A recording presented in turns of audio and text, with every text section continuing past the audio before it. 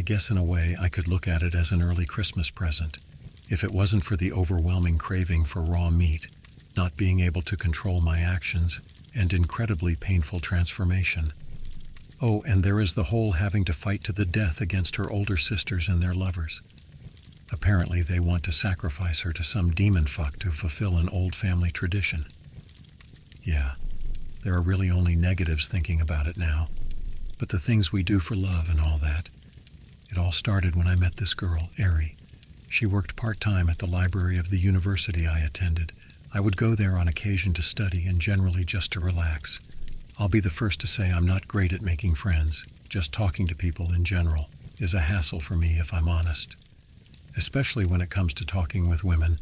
I'll tell you, I was the champion of missed relationship opportunities. With Ari, it was different. She was the one who initially approached me. It was just small chats here and there since we saw each other pretty regularly. I'd also help her study when I found out she was struggling with a few courses that I did pretty well in. Eventually, I asked her out. She rejected me. She said she wasn't looking to have a relationship. It wasn't something she wanted, and I was all right with that. For about a year after, we would regularly do things together. It got to the point where we were essentially dating, though without the label. I remember bringing this up with Ari at one point. We'd then have this strange conversation where she told me she wanted to have a relationship, just that she didn't want to ruin my life. I laughed at the time, thinking about how she could possibly do that. Ari didn't laugh about it. Then we jumped to a couple weeks ago when I learned just what she meant. We were out that night with some friends at a local bar to celebrate her birthday. It was the day she turned 21. After most everyone had left to head home, I found Ari sulking near the windows, just staring into her reflection. I could tell she was miles away mentally. I took a seat across from her. She'd been upbeat for most of the night, so seeing her depressed like this was concerning. "What's got you so down?" I asked, taking a glance outside at the snow-covered city streets. "My sister is going to kill me," she answered. "Why, do something to piss her off?" Ari let out a laugh and shook her head. "No, it's just my family being themselves." "Anything I can do to help? Kind of a drag to see you down like this on your own birthday," I said. She tilted her head towards me. "Can you come with me somewhere? I don't want to be alone tonight." We ended up driving out of the city, taking numerous side roads and turns. I was unsure of where we were even at, but I trusted Ari. Ari parked the car when we arrived at this parking lot high up on a hill overlooking the city. We were miles and miles away. The city only some bright lights in the distance. There was no one else out there, just us. "So, something you wanted to talk about?" I asked. I hadn't noticed it on the drive over, but Ari was in tears. She looked over at me, her lips quivering. I'm sorry," Ari muttered, before quickly pressing her lips to mine. She crawled over the seat on top of me and began undressing. "Wait, why are you doing this?" I asked, pulling my face away from her. "I need this," was all she said, and continued kissing me. I accepted it. It was something I had wanted for a long time, and I went along with it. After it was over, the two of us were lying together in the back of her car. She hadn't stopped crying, and now she was even more of a wreck. I couldn't help but feel awful, like I had taken advantage of her. This wasn't the situation I wanted. "It's going to hurt," Ari sobbed. "What is?" I asked. "The transformation." After she said that, I felt a surge of nausea rush over me. Not wanting to vomit in her car, I quickly opened up the back door and spewed out onto the ground. I thought I would only vomit a bit, but it kept coming and coming. I fell out of the car into the mess, and this agonizing pain racked my entire body as my skin felt like it had been lit on fire. I screamed in pain as I crawled across the ground. There was something very wrong that was happening to me. I looked back at Ari and noticed she was holding up her hand. It had this dim purple glow emanating from her palm. What are you?"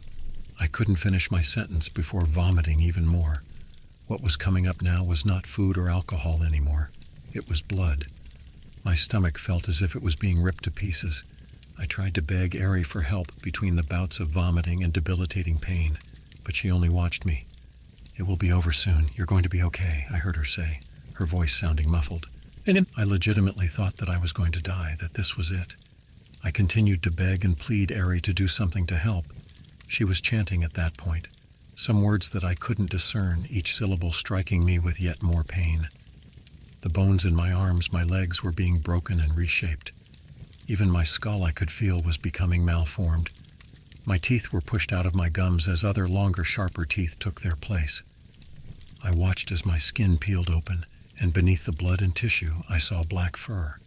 The last thing I remember before everything going black was Ari continuing to apologize. I woke up in the middle of some field miles away from where we were. I was completely naked and lying down beside the massacred corpses of what I think were 3 cows. They were all stacked in a pile, their bodies ripped to pieces. Organs and limbs were strewn about the place. Blood pooled about a good foot in the divot of the ground I was lying in. Needless to say, waking up covered in blood and guts, not to mention naked, sent me into an immediate panic. I crawled through the snow away from the dead cattle and scrambled to my feet. "Hey." I recognized the voice as Ari's. Turning around, I saw her holding a towel and a bag. "I brought your clothes. You're gonna need a shower, but wiping off what you can's going to have to work till then. We should also get out of here before the rancher notices this mess." After cleaning myself off as best I could, I followed her back to her car, and the moment we were inside, I asked, "What the hell happened?" "You transformed," she said, not even looking over at me. "Transformed? I wasn't lying to you when I said my sister was going to kill me. My family is cursed by a demon every generation. When the final daughter that the current matriarch has turns 21, she is forced to fight her older sisters.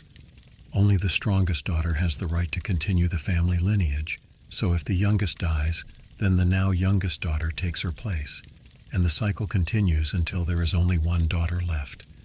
Those that die serve as a sacrifice to the demon who cursed our family." "The fuck are you talking about? Is this some joke? What the hell does that have to do with me?" I yelled. "I'm not lying to you. I know it's confusing." "Confusing?" I woke up covered in gore with no idea how the hell I got there. "I am a little more than just confused." I cut off Ari. I was just boiling with anger inside. "Just let me explain, please. I don't care if you don't believe me, but you can at least let me explain it to you." Ari said. I could see she was the brink of breaking down. "Fine, explain it to me then," I scoffed. "We're witches, Kevin. I am, my sisters are, our mother is, as was my grandmother and her mother, and so on and so on. That was the trade-off for the curse. However, our power is limited if we are alone, so to enhance our abilities, we take on familiars. But you can only turn a person you love or really love into a familiar. And the catch is that they have to love you back. If that happens then, after you have sex with them, they will be turned into a familiar." "So what you're saying is I'm your familiar?" I asked. Ari nodded. "What happened to me? Just please tell me." After I said that, I noticed Ari's eyes drop down to her lap. "When a person turns into a familiar, it's unknown what they will turn into. But it's always a monster. We have no idea what that monster will be till it happens." Her fingers gripped tight into her jeans. "Ari, what did I turn into?" Ari took out her phone and brought up a video she had taken some time after I had transformed and handed it to me. "I figured if you didn't see it for yourself, you wouldn't believe it." The video started with her walking through the field I woke up in. I could hear her ragged breathing behind the camera. Clearly she was terrified. The only light she had to guide her way was a small flashlight. "Kevin," Ari called out. There was no response until about a minute later when this low-pitched howl reverberated through the speakers. It was close by, judging by how loud it was. Then there was this god-awful screaming coming from something in the field, sounding as though it was getting tortured. The severed leg of one of the cows came into view, and Ari's breathing intensified. "No, it wasn't supposed to be like this," she said.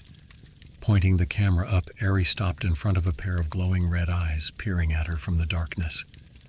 Whatever was in front of her was snarling, ready to attack. "Kevin, it's me. I'm not going to hurt you." Ari's voice was filled with fear. Whatever was in the shadows lunged forward, and I could only get a short glimpse of it. It was covered with black fur and had the head of a wolf. It was huge, much bigger than any wolf should have been, and standing on 2 feet. This creature tackled Ari to the ground, causing the phone to go bouncing across the grass. While I couldn't see what was happening, I could hear it. Ari was crying out in pain for the thing to stop attacking her. for me to stop attacking her. Her cries soon turned to screams, and I had to stop the video. My hands were trembling and I felt sick to my stomach. I looked over at Ari and could see she was holding on to her arm. I lifted up her sleeve and saw she had bloodied bandages wrapped around it. "Oh God," I said softly. I felt as though the world around me was bending and shifting. To think that I would end up hurting Ari shoved a knife of sorrow through my chest.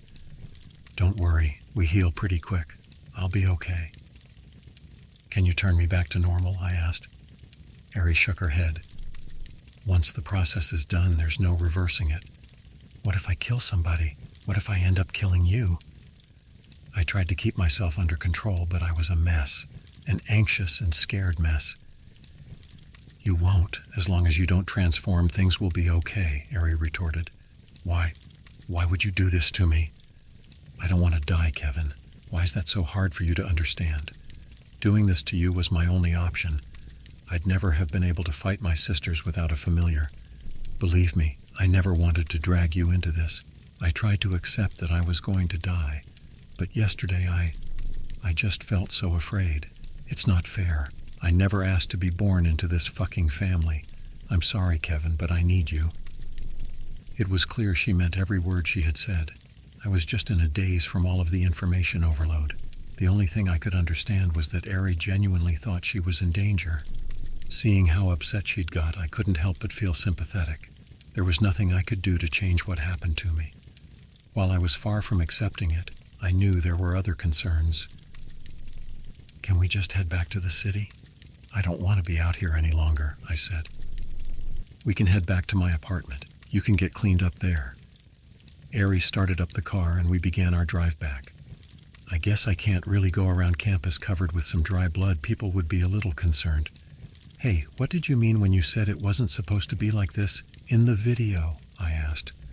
"We were unlucky. Usually a familiar can still control themselves when they are transformed. For you to become something so wild, it's rare. But you can control it if you just keep your emotions in check. You want to avoid becoming too afraid or angry. The monster feeds on those negative emotions." "So, I got a werewolf tagging along in my body now, just hanging out?" I said sarcastically. "Sort of, but I wouldn't say it is the same as a werewolf. The full moon doesn't matter for the transformation." "That's good to know. I was just thinking of how much of a pain it would be to have to schedule around the lunar cycle. And your sisters? What's the plan with them?" "They get to decide when to try and kill me and how to do it. All I can do is wait for them to make their move. There's an order to be followed, so only one of my sisters will be trying to kill me at a time. They can only wait for 30 days before making a move any longer, and they would end up being killed," Ari explained. "Killed by what?" I asked. Her only response was to shrug her shoulders. "No one knows." "All right, how many sisters do you have, if you don't mind me asking?" "9. 9? Holy shit. Are you close with them at all? I mean, they're going to try to kill you. I imagine there would be a little distance." The moment I said that, I felt Ari's phone vibrate in my hand. I noticed that a text had come through. I probably shouldn't have read the text, not wanting to invade her privacy and all, but I couldn't stop myself when I looked down at the screen. Circumflex, hey E. Just letting you know I got those movie tickets reserved for this weekend." The text read. I looked at the sender and saw the name Miranda. "She is," I said, holding up Ari's phone to her and pointing at the name. "One of my sisters," Ari said, taking the phone from me. "You're going to the movies with her. She's going to try to kill you, and you're going to the movies together. Miranda is the third oldest daughter. Her turn won't be for a while, so she has no reason to kill me. It really isn't all that weird.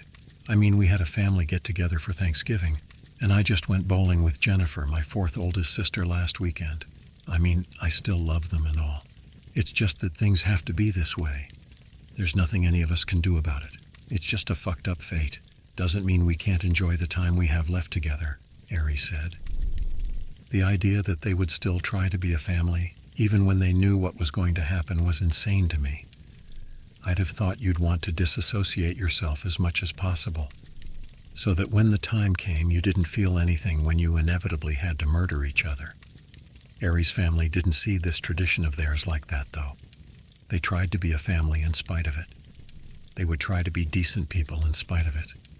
But I would soon come to find that everyone in the family shared this common view. When we got back into the city and to Aries' apartment complex, she parked outside, and I followed her through the building to her apartment.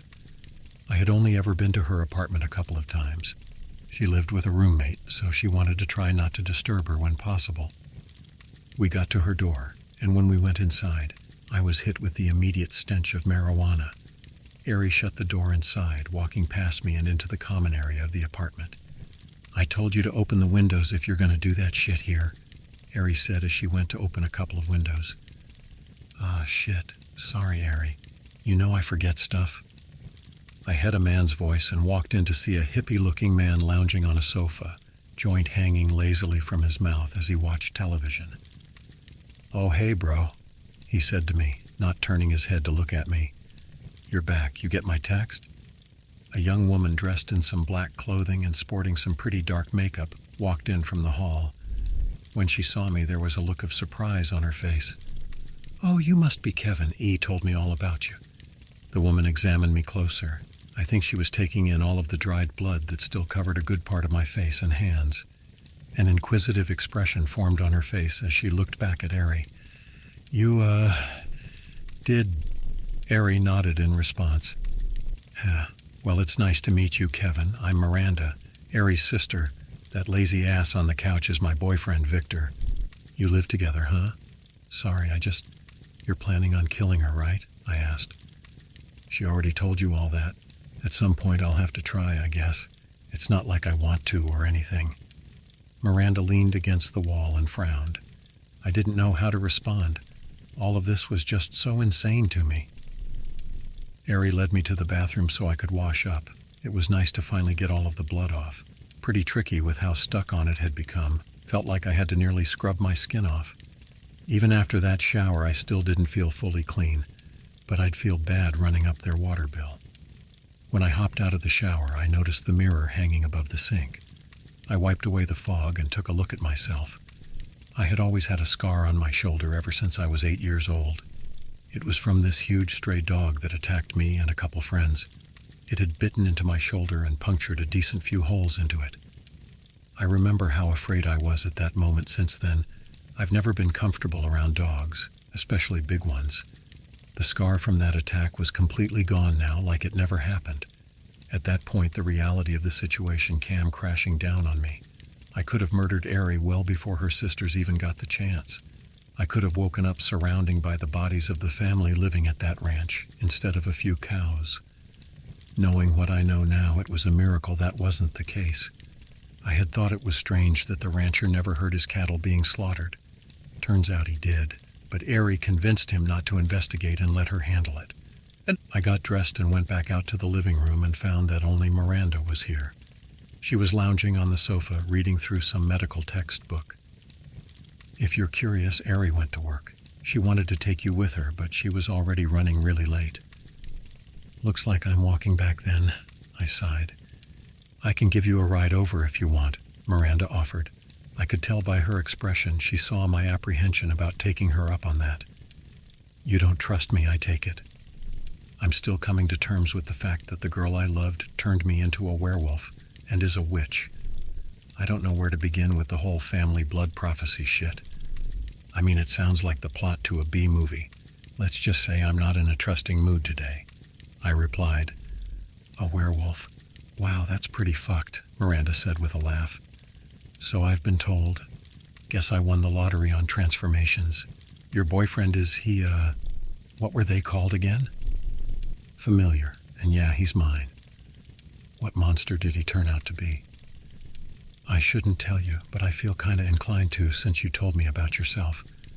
I'll give you a hint." Miranda held her index fingers behind her head like horns and nodded her head back and forth to emanate a bull. Looking at this goofy display, I had a hard time believing this girl was a witch, let alone someone capable of killing anyone. "Right, I get it. You can stop now," I said, trying to hold back my laughter. "Know what? I think I'll take you up on that ride." As we were driving to the campus, Miranda kept bombarding me with tidbits of information about Ari. She just seemed like a relatively normal, doting older sister who was excited to meet her little sister's boyfriend. She asked a lot of personal questions, more than I was really comfortable with answering. The more we talked, the more harmless she seemed to be. I have to ask, do you really think you could kill Ari? It seems like you really love her, I asked as we pulled into the campus parking lot. Miranda went silent and her face dropped. I don't know. Probably not. I mean, I wouldn't want to kill any of my family, just the thought of it's horrible. If I could, I would want to find another way. She responded, Is this really how it has to be? Miranda nodded her head. We've looked for another solution in the past, but nothing's worked. I noticed that a look of concern flashed across Miranda's face as she looked out the windshield. I followed her eyes and saw she was looking at this short girl who was standing with this athletic-looking guy. They were digging around in the trunk of a car. Without saying anything, Miranda got out of the car and began walking towards them. Confused, I got out and followed her. Leah, what are you doing here? Miranda asked. The short girl, Leah, turned around and glared over at Miranda. The fact that Miranda knew her name was the first thing that threw up a red flag in mind. You already know why. Who's this? A boy toy of yours? Leah said, eyeing me up and down. I looked over at the athletic dude and could see him sizing me up. It was almost like he was staring at me like a predator stalking his prey. There was something just not right with the guy. Cue the second red flag. He's a friend. This is a bit soon, don't you think? Miranda stuttered. Soon? I'd say it is as best a time as any, Leah replied. But in the daytime? Here? What about all of the people? Miranda's voice was filled with anxiety. Who gives a shit about these piss ants? Ask me. I'm doing the world a favor by getting rid of a few. You're too soft, Miranda. Probably going to make it easy on me when I get to you. Leah smirked and took aim at Miranda with a finger gun. Pow! She exclaimed, pretending to shoot Miranda. It'd be so easy, wouldn't it? She then took a black suitcase out of the trunk, then slammed it closed. Now, if you'll excuse me, I need to go and wish my little sister a happy birthday. Come along, Gregory. And that would be the third red flag, as I watched both Leah and Gregory walk into the campus. It didn't take me long to put two and two together and realize that Leah was here to kill Ari. After they were out of sight, Miranda grabbed onto my hand. You have to get to her quick. I can get you to her fast, but you need to trust me. What do you expect me to do, fight them? I can't do that, I yelled. Leah's eyes were empty and soulless. She wasn't someone who would even think twice about hurting someone.